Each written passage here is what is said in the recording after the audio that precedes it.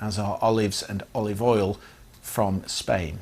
Well, out of that list, the one thing that maybe hit close to home is whiskey. To discuss this further, we can speak to Mark Gillespie, a journalist and host of the podcast WhiskyCast's in the United States. He's joining us from Philadelphia. Let me ask you then, what sort of threat does this pose to Scotch whisky in the United States? Well, it's a major threat because the U.S. is the largest export market for Scotch whisky by value. In 2018, the Scotch whisky industry exported about $1.3 billion worth of whiskey to the United States. Now, about 30% of that will be subject to the tariff on single malt Scotch whisky.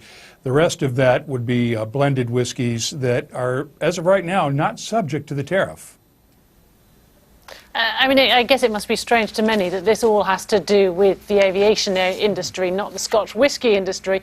But presumably this is an opportunity here for American bourbon makers? Well, keep in mind that American bourbon sales have been booming, and there have been problems keeping up with the demand for supply already. The bourbon folks have their own issue over in Europe, of course, with the 25% tariffs that were imposed last year. But I really don't think that you're going to see the impact of this until early next year. Keep in mind that October, November, December are the busiest sales months for whiskeys of all kinds in the U.S. and elsewhere around the world because of the festive season. So a lot of the larger producers had already started, in anticipation of this and the festive season, overloading their shipments to the U.S. in ahead of time to make sure that they avoided any tariff because they've known this was coming for some time.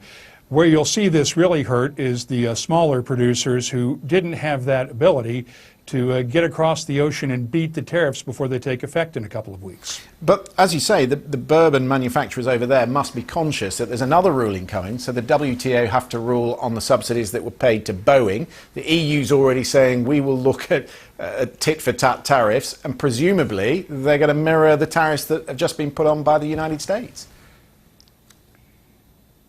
Well, they could increase those tariffs in theory. Keep in mind that when the EU imposed a 25% tariff on American whiskey and bourbon exports to Europe last July, a year ago in 2018, that has cut export sales to that region by 21%, according to the Distilled Spirits Council of the United States.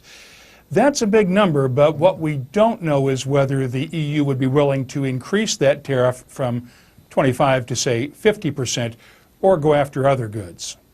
Mark Gillespie in Philadelphia, good to get your thoughts on that. It would be slightly ironic, wouldn't it, if a Brexit deal with the United States, a post-Brexit deal, wiped out some of these tariffs and breathed new life into the Scotch whisky industry and perhaps other industries in Scotland as well. One to watch anyway.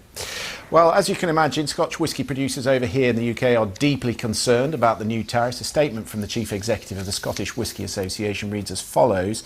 The US is our largest, most valuable single market, and over £1 billion pounds worth, I beg your pardon, of Scottish whisky was exported there last year.